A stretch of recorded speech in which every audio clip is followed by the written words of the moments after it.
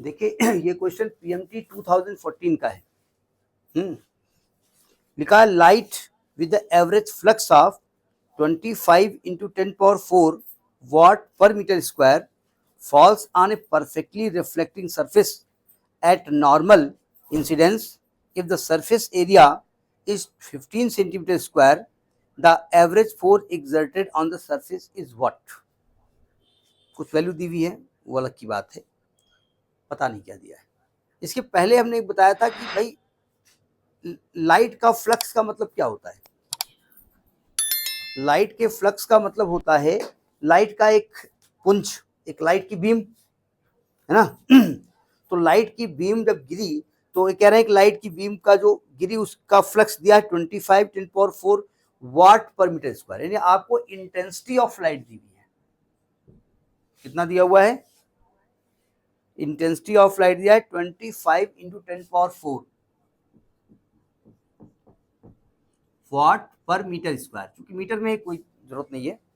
और ये किसी रिफ्लेक्टिंग सरफेस पे गिरी नॉर्मली गिरने का मतलब होता है उसी डायरेक्शन में वो रिबाउंड हो जाएगी, वापस चली जाएगी उसी स्पीड से, ठीक है। और ये अच्छा परफेक्टली रिफ्लेक्टिंग है, मतलब जितनी लाइट गिरी पूरी पूरी रिफ्लेक्ट हो गई, मतलब जरा सा भी एब्जॉर्ब नहीं हुई, ट्रांसमिट नहीं हुई, ये कहना चाहते हैं। तो कहते हैं कि द सरफेस एरिया दी है 15 सेंटीमीटर स्क्वायर, यानी एरिया दी है 15 इंटू 10 पावर -4 मीटर स्क्वायर, ये एरिया दी हुई है। तो कह रहे हैं कि average force exerted on the surface, force exerted निकालना है, कितना एक्सर्ट किया उसने। फोर्स का फॉर्मूला मालूम है आपको? नहीं मालूम, अब गड़बड़। फोर्स का फॉर्मूला मुझे नहीं मालूम। हाँ, फोर्स का फॉर्मूला मालूम है। फोर्स का फॉर्मूला, क्वेश्चन नहीं पढ़ा क्या आपने? फोर्स का फॉर्मूला मालूम है? अब सुनो ध्यान से, अब प्रॉब्लम फोर्स का फॉर्मूला भी मालूम होना चाहिए और ये जो रिजल्ट दिया है इसके हिसाब से निकालना पड़ेगा। तो हमने आपको पीछे क्वेश्चन अभी बताया था कि भाई कोई भी सरफेस पे जब लाइट गिरती है तो गिरते वक्त उसका कुछ मोमेंटम होता है P1 और रिबाउंड होने के बाद मोमेंटम होता है P2। तो अगर उसकी एनर्जी E है तो P1 इज इक्वल टू बताया था हमने E/C और P2 हमने बताया था -E/C। तो चेंज इन मोमेंटम हो जाएगा P2 minus P1 is equal to -2E/C। अब देखो ध्यान से, ये माइनस क्या इंडिकेट करता है? माइनस इंडिकेट करता है कि ऊपर डायरेक्शन में मोमेंटम हो रहा है, क्यों? अपोजिट हो रहा है ना। अब देखो ध्यान से, आप फर्श से ऊपर ऐसे उछल रहे हैं, तो आप ऊपर उछल रहे हैं ना, तो जब ऊपर उछल रहे हैं ध्यान से देखिए, आपने उसको प्रेशराइज किया होगा उस जमीन को, तो यानी कि मोमेंटम ट्रांसफर जो आपने किया, ये तो आपका चेंज हुआ ऊपर डायरेक्शन में।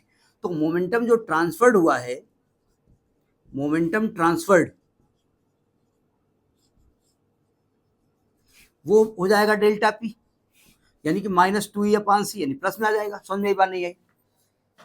अगर मैं मान लूं कि पर सेकेंड में निकाल रहा हूं, तो आप जानते हैं rate of change of momentum होता है फोर्स की, यानी यही निकालना आपको।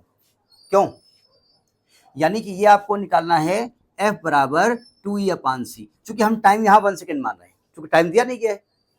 फोर्स कितनी देर तक लगाया गया ये नहीं दिया गया है, तो हम पर सेकेंड मान लेते हैं, यूनिट टाइम मान लेते हैं, ठीक है। अब E भी तो नहीं दिया गया है, तो E के लिए हमने क्या बताया था? छोड़िए, हम टाइम माने ले रहे हैं, ये डेल्टा टी, कोई दिक्कत? डेल्टा टी माने ले रहे हैं, चलेगा।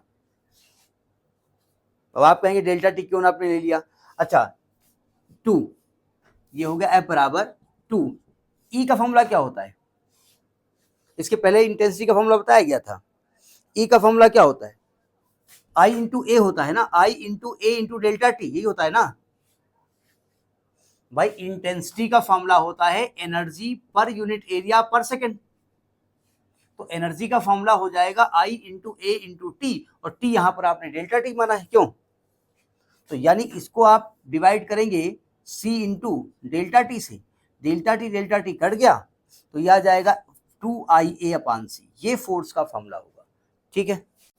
अब वैल्यू उठा कर रख दो, देखो, तो ये हो गया 2, I की वैल्यू क्या है? 25 इंटू 10 पावर 4, ए की वैल्यू क्या है? 15 इंटू 10⁻⁴ अपान c की वैल्यू क्या है 3 इंटू 10⁻�8। अब देखो जरा 10⁻⁴ और -4 तो कट गया, ऐसे नहीं कटेगा, पावर ऐड होगी तो पावर 0 हो जाएगी, उस तरीके से कटेगा।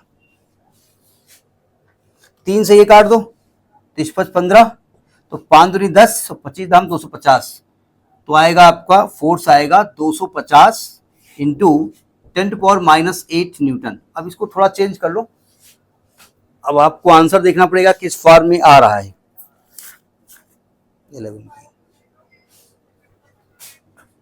2.50 इंटू 10⁻�6 न्यूटन, ये फोर्स एग्जर्ट हो रहा है। समझ में बात नहीं आई?